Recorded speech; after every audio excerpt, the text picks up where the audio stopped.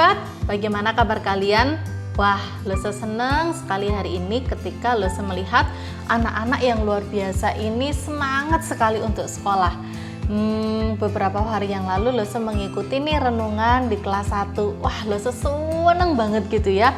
Wih, anak-anak ini pinter-pinter, hebat-hebat, sudah bisa membaca renungan sendiri. Dan Lese berharap kalian semua tetap mau rajin untuk membaca firman Tuhan, membaca Alkitab, bukan hanya kelas 1 tetapi sampai dengan kelas 6. Lese berharap kalian yang lebih besar lebih rajin ya daripada adik-adik kalian untuk membaca firman Tuhan. Bersama kembali dengan Lese Irma di dalam Voice of Aletheia di minggu ini. Mari kita berdoa. Bapa yang di surga, terima kasih Tuhan memberikan kesehatan dan semangat kepada anak-anak-Mu untuk boleh tetap menjalani studi mereka walaupun di rumah. Kami akan merenungkan firman Tuhan, belajar firman Tuhan. Tuhan tolong sertai dan berkati kami. Di dalam nama Tuhan Yesus kami berdoa. Amin. Nah, anak-anak, hari ini kita mau bahas tentang tema yang baru. Kalau di bulan yang lalu kita membahas tentang 2 tema, yaitu apa? Ya, komitmen. Dan minggu lalu kita juga membahas tentang bagaimana kalian berkomitmen di sekolah kalian dan melakukan yang terbaik, sekolah yang baik di dalam menjalani studi di tempat ini. Nah, anak-anak, hari ini kita belajar salah satu bukti atau salah satu hal yang bisa kita lakukan untuk sekolah dengan baik adalah kita mau belajar on time. Apa itu on time? Tepat waktu, begitu ya. Nah, hari ini kita mau belajar nih teman-teman tentang yang namanya waktu. Nah, anak-anak, kalau kita berbicara masalah waktu, ini adalah hal yang asik loh. Kenapa asik? Karena sebenarnya setiap diri kita itu tidak terlepas dari yang namanya waktu. Karena waktu ini sangat melekat di dalam kehidupan kita. Nah, kalau Lese tanya nih sama anak-anak, apa sih waktu itu? Kira-kira ada yang bisa jawab nggak ya? Apakah waktu itu? Ada yang tahu? Mungkin kalian sedang berpikir ya, apa ya waktu itu? Nah, Lese kasih tahu ya, sebenarnya waktu itu kalau di dalam matematika dikatakan waktu itu adalah urutan kejadian yang berlangsung secara berkesinambungan dan berurutan. Wah, waktu itu adalah urutan kejadian yang terus-menerus ada dan itu secara berurutan. Jadi step by step, step by step. Dan waktu itu digunakan untuk apa? Apakah ada yang tahu? Ya, benar sekali. Waktu itu digunakan untuk mengukur atau membandingkan durasi sebuah peristiwa. Jadi bisa kita katakan kalau waktu ini adalah mengukur sebuah peristiwa gitu ya. Waktunya kapan? Jadi seperti halnya satu hari ada siang, siangnya sampai jam berapa, ada sore, ada malam, ada pagi lagi dan yang lain sebagainya. Nah, itu adalah waktu. Hal ini apakah sesuai ya dengan firman Tuhan? Apakah benar bahwa waktu itu adalah urutan kejadian atau sebuah peristiwa yang terus-menerus berkesinambungan dan secara berurutan? Dan apakah benar bahwa waktu itu digunakan untuk mengukur sebuah peristiwa atau durasi peristiwa? Mari kita lihat dan kita selidiki ya. Di mana? Di dalam firman Tuhan. Nah, coba deh anak-anak melihat di dalam kitab yang pertama. Apa itu kitab pertama di dalam Perjanjian Lama? Ada yang tahu?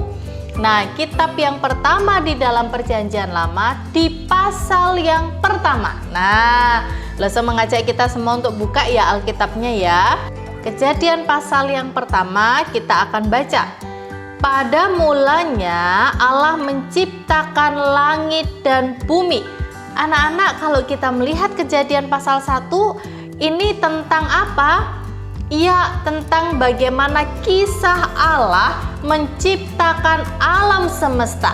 Nah, kita mau coba melihat nih, ketika Allah menciptakan alam semesta ini bagaimana ya? Nah, kalau kita melihat, wah ternyata Allah menciptakan alam semesta ini secara berurutan.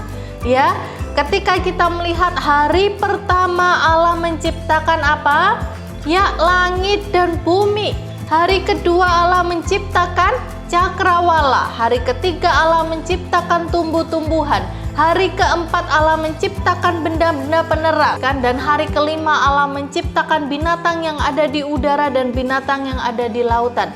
Dan hari yang keenam Allah menciptakan binatang-binatang yang ada di darat dan juga manusia. Nah, anak-anak, kalau kita melihat hal ini, kita melihat bahwa Allah memulai dunia ini itu dengan waktu. Allah menciptakan segala sesuatu ini juga menciptakan dengan waktu juga, begitu ya. Karena dikatakan di dalam firman Tuhan ada hari, ada waktu, ada batasan, ada durasi peristiwa. Allah menciptakan hari pertama, hari kedua, hari ketiga. Nah, pertanyaan Lose, kira-kira Allah itu bisa nggak ya ciptakan dunia ini dalam satu hari sekaligus? Bisa, bener banget. Allah Maha Kuasa, Allah bisa menciptakan dunia ini dengan satu hari, bisa. Tetapi Allah tidak lakukan itu. Allah menciptakan dunia ini dengan waktu ternyata ya. Sehingga Allah menciptakan hari pertama, Allah menciptakan apa dulu? Satu hari selesai, kemudian lanjut hari yang kedua, hari yang ketiga, supaya apa? Supaya manusia memiliki waktu. Nah, kalau kita melihat betapa indahnya Allah menciptakan dunia ini dengan urutan waktu, begitu ya, dan dengan secara berurut dan teratur. Kalau kita pikir kenapa Allah tidak menciptakan tumbuhan di hari yang pertama? Kalau tumbuhan diciptakan di hari pertama emang bisa hidup karena nggak ada matahari? Nggak bisa. Kenapa Allah juga tidak menciptakan kira-kira manusia di hari yang ketiga? Gitu ya. Apakah manusia bisa hidup kalau tidak ada makanan? Kira-kira juga tidak bisa. Oleh sebab itu Allah menciptakan dunia ini dengan sangat baik dan dengan diatur waktunya dengan baik. Nah, berapa lama Allah menciptakan? Ya, Allah pun memberi waktu. Allah mencipta itu selama 6 hari. Jadi Allah melakukan pekerjaannya selama 6 hari. Dan di hari yang ketujuh Allah mengatakan apa? Akan beristirahat. Di hari yang ketujuh digunakan untuk istirahat. Nah, ini kita bisa lihat ya, di dalam penciptaan ternyata Allah juga menciptakan dengan waktu. Itu berarti benar bahwa waktu itu adalah urutan kejadian yang berlangsung secara berurutan. Nah, kemudian waktu digunakan untuk apa? Untuk mengukur sebagai durasi sebuah peristiwa. Nah, apakah juga benar? Kalau tadi yang pertama benar ya, yang kedua apakah juga benar? Nah, Lese mengajak setiap kita untuk membuka di dalam Pengkhotbah ya. Di dalam Pengkhotbah pasalnya yang ketiga. Lese akan bacakan kira-kira firman Tuhan mengatakan apa ya? Pengkhotbah pasal 3 itu mengatakan begini, untuk segala sesuatu ada masanya, untuk apapun di bawah langit ada waktunya. Nah, ternyata benar nih, ketika Tuhan menciptakan waktu digunakan untuk mengukur sebuah peristiwa, durasi sebuah peristiwa gitu ya. Ternyata benar, firman Tuhan katakan segala sesuatu ada masanya. Segala sesuatu yang di bawah langit ini ada waktunya. Kita lihat selanjutnya di ayat yang kedua. Firman Tuhan mengatakan ada waktu untuk lahir, ada waktu untuk meninggal, ada waktu untuk menanam, ada waktu untuk mencabut yang ditanam. Wah, benar ya.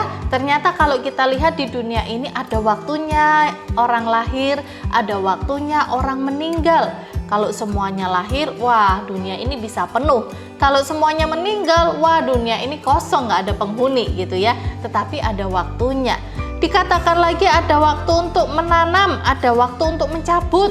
Kalau kita lihat petani ya, ada waktu untuk menanam, kemudian kalau sudah berbuah, dia dicabut. Kalau sudah menghasilkan, sudah waktunya untuk dipanen. Dan kalau sudah tidak menghasilkan, waktunya untuk dicabut. Wah, ternyata benar bahwa waktu itu digunakan untuk mengukur sebuah peristiwa atau durasi. Nah, di ayat yang keempat dikatakan juga begini, ada waktu untuk menangis, ada waktu untuk tertawa, ada waktu untuk meratap, ada waktu untuk menari. Nah, anak-anak ternyata benar, Di dalam kehidupan kita, segala sesuatu ada waktunya.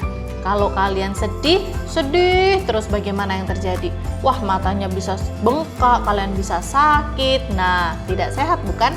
Tetapi ada waktu. Kalau mau menangis boleh, bukan tidak boleh, tetapi tidak boleh terus menangis. Ada waktunya untuk sukacita dan bergembira, iya.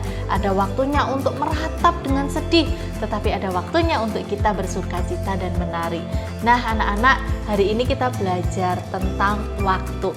Kalau kita melihat bahwa ternyata waktu ini juga diciptakan oleh Tuhan. Tuhan menciptakan segala sesuatunya dengan waktu, dan waktu ini diberikan kepada kita. Kalau kita tahu bahwa waktu yang kita miliki, satu hari berapa jam? Ya, satu hari Tuhan kasih 24 jam. Dan satu minggu Tuhan kasih 7 hari. Selama 6 hari kita bekerja, sekolah, melakukan sebuah kegiatan. Dan di hari yang ke-7 Tuhan mau kita beristirahat, yang dinamakan hari Sabat. Kita beristirahat, kita ke gereja, kita mengisi dengan firman Tuhan. Nah, itu semua adalah anugerah Tuhan di dalam kehidupan kita. 24 jam satu hari itu sangat luar biasa bagi kita. Nah, apakah kalian sudah bisa menggunakan waktu 24 jam itu dengan baik? Nah, ini tugas kita yang kedua ya. Selain Allah itu memberikannya kepada kita, menganugerahkan kepada kita, kita tahu bahwa kita manusia yang sudah diberikan waktu, kita harus menghargai waktu. Kita harus menghargai waktu dengan cara apa? Satu, kita belajar untuk on time, tepat waktu, tidak membuang-buang waktu, dan tidak mengulur-ngulur waktu. Nah, itu yang kita harus kerjakan. Oleh sebab itu, ketika kalian di sekolah secara khusus, mari kita belajar on time. Kalau Zoom kita, sekolah kita dimulai pukul berapa? 7.15, maka yang harus kalian lakukan bangun jam berapa? 7.20 loh, gitu ya. Nah, kalau jam 7.15 sudah mulai, maka kalian harus bangun jam 6.30, itu maksimal. Ya, kalian bangun, berdoa, mandi, makan, sehingga jam 7.15 kalian sudah siap. Udah cantik, udah ganteng, udah siap untuk menerima pelajaran dan membaca firman Tuhan. Nah, selain itu, selain ketika kita Zoom atau masuk sekolah harus on time, kita juga belajar untuk tidak membuang waktu dan tidak mengulur waktu. Misalnya, ketika kalian mendapatkan tugas di sekolah, jadi tugasnya itu tidak boleh dikatakan, nanti aja wes, nanti. Kenapa? Karena kalau kalian tidak menggunakan waktu dengan baik, maka kalian yang rugi sendiri loh. Kalau hari ini ada tugas, besok aja. Nanti lama-lama dari tugas yang satu yang harusnya sudah bisa selesai, jadi 5 tugasnya, jadi 10, jadi 15. Aduh, pusing loh, tugasnya banyak. Padahal harusnya sudah bisa diselesaikan satu persatu. Nah, itu kalau kita mengulur-ngulur waktu, membuang-buang waktu, menunda waktu kita untuk mengerjakan tugas. Kita tidak on time, kita rugi sendiri. Misalnya kita tidak on time di dalam masuk sekolah atau Zoom pagi gitu ya. Sudah dimarahin guru, kita ketinggalan pelajaran, rugi deh kita gitu ya. Jadi anak-anak, hari ini kita belajar bahwa waktu itu adalah anugerah daripada Tuhan. Yang kedua, mari kita menghargai waktu yang Tuhan sudah beri dengan belajar hidup on time, tidak menunda-nunda tugas dan tidak membuang-buang waktu. Mari kita berdoa. Bapa yang di surga, terima kasih hari ini Tuhan berbicara mengenai waktu bagi setiap anak-anak kami. Tolong setiap kami ya Bapa, setiap anak-anak-Mu untuk mereka belajar on time, tepat pada waktunya, tidak menunda-nunda tugas dan tidak membuang waktu. Ajar anak-anak-Mu untuk selalu semangat melakukan kedisiplinan di dalam waktu. Terima kasih Bapa, di dalam nama Tuhan Yesus kami berdoa. Amin. Anak-anak, voice note kita hari ini untuk kelas